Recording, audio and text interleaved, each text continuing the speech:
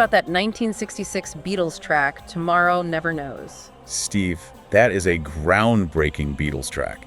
It really shows how they started using the studio as an instrument in itself. It really does. So let's set the scene here. We're talking April 6th, 1966, EMI Studio 3. And this is the very first track they decide to record for the Revolver album. Which is just incredible, isn't it? They didn't ease in with a simple pop song.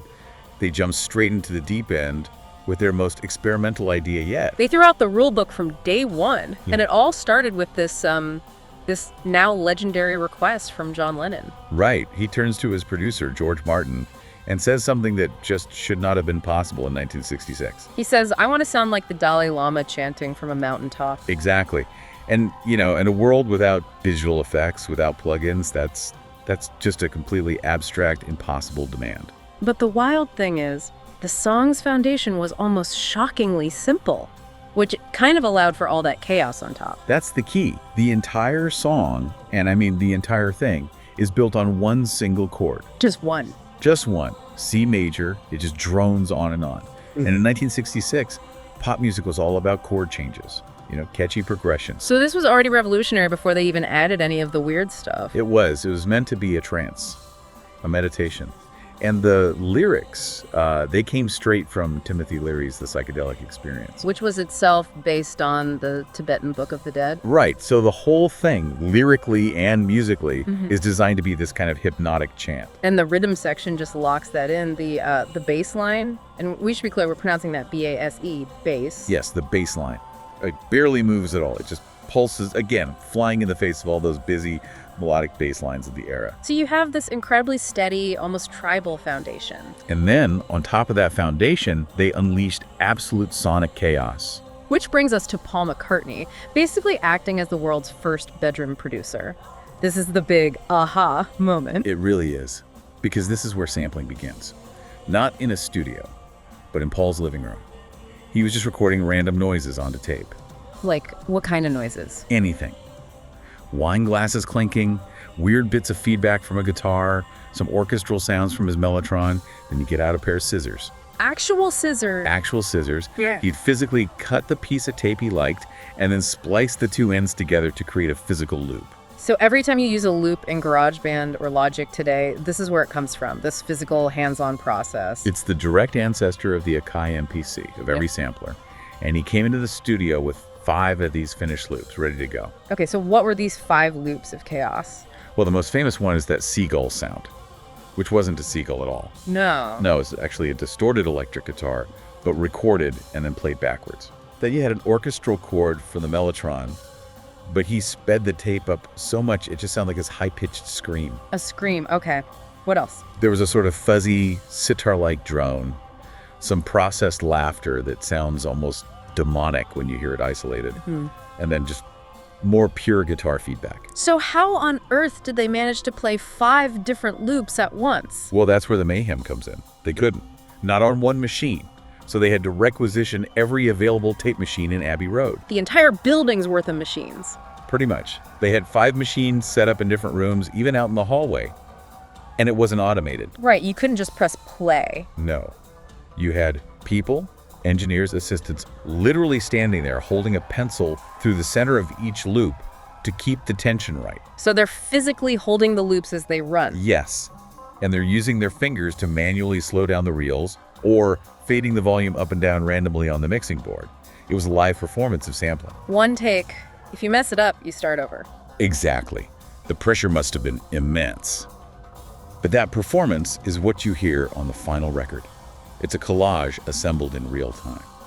So they've got the chaos sorted, but they still have to solve that first problem. How to make John sound like the Dalai Lama on a mountaintop. The first idea was actually pretty clever. They wanted to run his vocal microphone through a Leslie speaker. That's the rotating speaker from a Hammond organ, right? It gives you that swirling Doppler effect. That's the one. It would have created that feeling of movement and space. A brilliant idea. But the microphone cable wasn't long enough to reach it from the control room. You're kidding me. A simple, low-tech problem. And John, he famously hated singing the same vocal part twice to double-track it manually. He just found it tedious. He was too stubborn. So because the cable was too short and John was too stubborn, the engineer, Ken Townsend, had to invent a solution on the spot. And that solution was ADT, automatic double tracking. The birth of it. He figured out that if you run two tape machines at once, with one running just a fraction of a second slower than the other, the tiny delay tricks the ear. It sounds like two separate performances. It sounds thicker, richer, with that slight shimmer. And that shimmer is the sound of every chorus pedal, every vocal doubler plug-in that has ever existed since, invented out of pure frustration in a single afternoon. That's incredible. And while they're inventing modern vocal production, they're also revolutionizing the drum sound. Oh, Ringo's part in this is just foundational.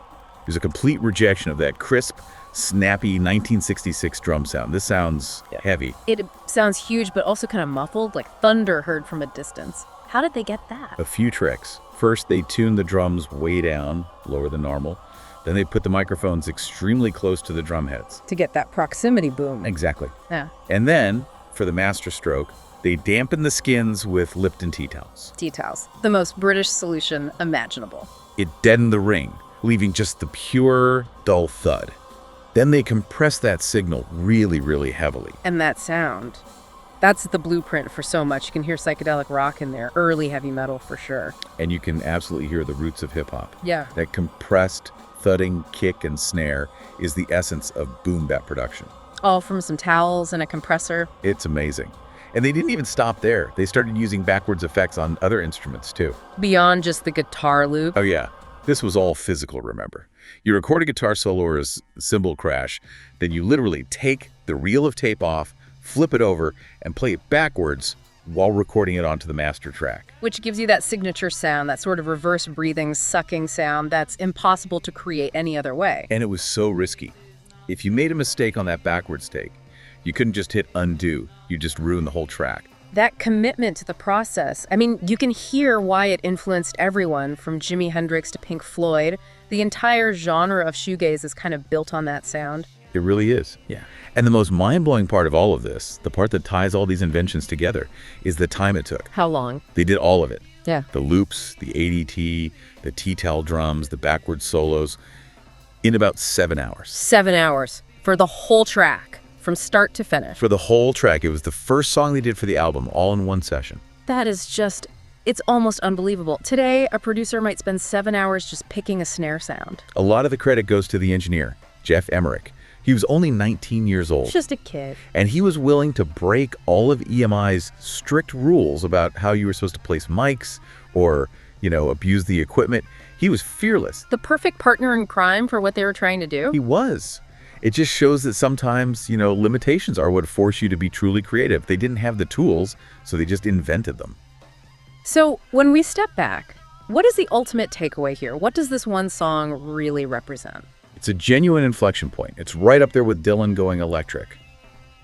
Before this song, a studio was a place to document a performance. After this song, the studio was an instrument in its own right. And its influence was just immediate, wasn't it? It infected everything. Brian Eno basically built his ambient career on the principles from this one track. Pink Floyd's first album, Piper at the Gates of Dawn, is pretty much their attempt to figure out how the Beatles made this sound. And you had bands in the US like the Byrds immediately trying to capture that same disorienting feel with a song like 8 Miles High. And decades later, you have a band like Radiohead saying it was a huge influence on an album like Kid A. The lineage is direct. It's just amazing to contrast that process, 5 guys with pencils and tape running around a hallway, to today, where you literally press one button in Logic to reverse a track or add a chorus effect that mimics ADT. That whole analog nightmare is now a single click. But the idea, the creative impulse, it started there.